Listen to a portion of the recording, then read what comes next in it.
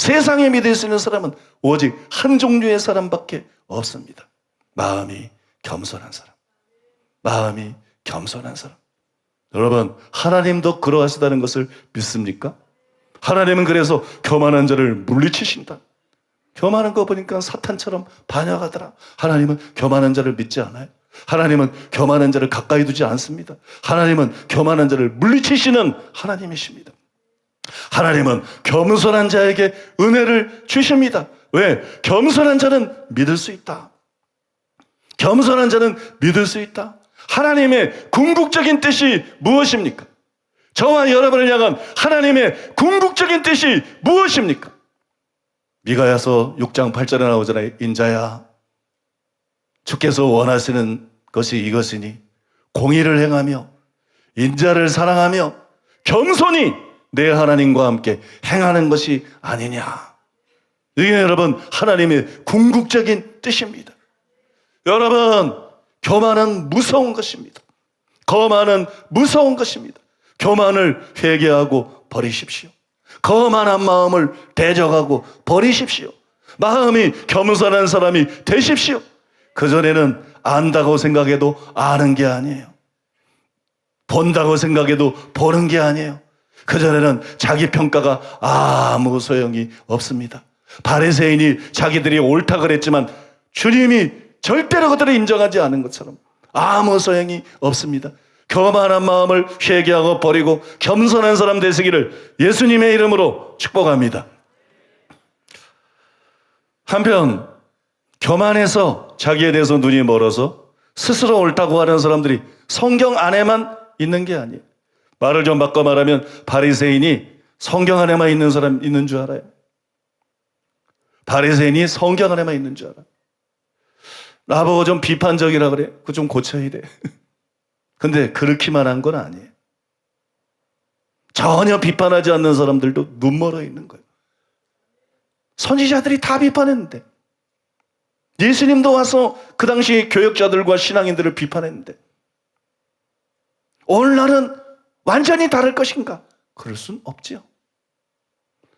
시대가 바뀌고 세월이 흘러도 사람은 여전히 죄인입니다. 사람은 여전히 구원받아야 될 죄인이고, 예수 믿는다고 하는 사람들 중에도 하나님 열심히 믿는다고 하는 사람 중에 바리새인이 많다는 것처럼 교회 안에도 목회자나 신자들 안에 바리새인들이 많이 있습니다. 성경에 다수의 바리새인이 있었던 것처럼 오늘날도 프로테즈는 하나님만 아시겠지만 오늘날도 우리 주변에 바리새인들이 많이 있어요.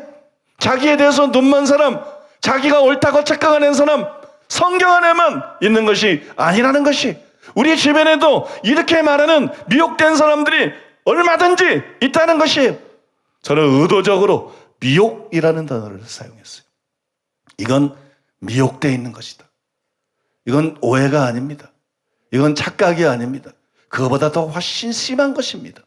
이것은 미혹입니다. 이것은 지옥에서부터 온 것입니다.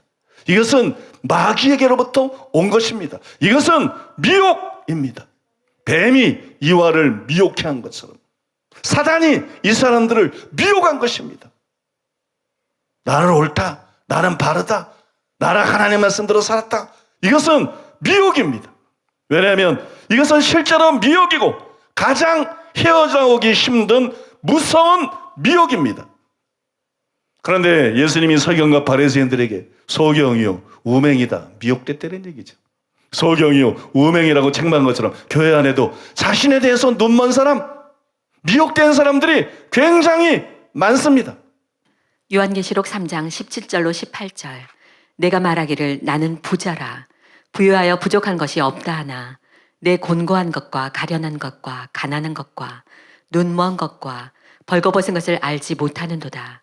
내가 너를 권하노니 내게서 불로 연단한 금을 사서 부요하게 하고 흰옷을 사서 입어 벌거벗은 수치를 보이지 않게 하고 안약을 사서 눈에 발라 보게 하라.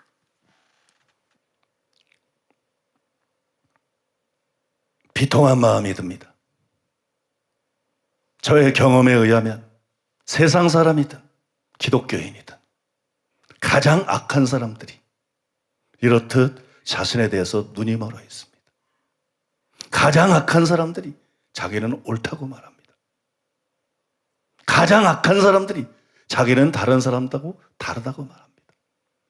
가장 악한 사람들이 자기들은 선하다고 말합니다. 가장 악한 사람들이 자신들은 하나님 말씀대로 살았다고 말합니다. 그래서 아연 실색하게 만듭니다. 그래서 절망감을 느끼게 만듭니다. 그래서 좌절감을 느끼게 만듭니다. 우리는 그런 사람들이라 할지라도 멸망받는 것을 원하는 것이 아니기 때문에, 구원받는 것을 원하는 것이기 때문에 우리의 마음에 고통을 느끼게 만듭니다. 그런데 혹 여러분도 이런 고백을 하고 사시지는 않았습니까? 오늘 말씀의 제목이 뭐예요? 당신의 고백을 점검하라. 여러분은 무의식 중에 자신에 대해서 말했어요. 말하며 살면서 여러분들이 무의식 중에 자신에 대해서 말했어요. 여러분이 한 말들을 하나로 모아보세요. 그걸 짜내보세요. 그러면 어떤 한 문장이 생깁니다. 나는 다른 사람과 같지 않아. 나는 옳은 사람이야. 이게 떨어지든지, 주여 나는 죄인으로서이다. 이게 떨어지든지, 아니면 나의 나 된 것은 그저 하나님의 은혜입니다. 전적으로 하나님의 은혜입니다. 이게 떨어지든지. 여러분의 고백이 어떤 고백인지 진지하게 살펴보세요. 만약에 여러분이 나는 다른 사람과 같지 않아. 나는 의인이야. 나를 옳은 사람이야. 나를 하나님 말씀대로 살았어. 여러분들이 이런 고백을 하고 살았다면 여러분은 저주를 받은 것입니다. 여러분의 영혼은 저주 아래에 있는 것입니다. 저주 아래. 여러분은 미혹을 받은 것입니다. 여러분들에게 화가 있을 것입니다. 화가 있을 것입니다. 화 있을진저 너희 외식하는 서기관과 바리새인들이여. 화 있을진저 너희 외식하는 서기관과 바리새인들이여. 화 있을진저 너희 외식하는 서기관들과 바리새인들이여. 뱀들아, 독사의 새끼들아, 너희가 어떻게 지옥의 판결을 피하겠느냐.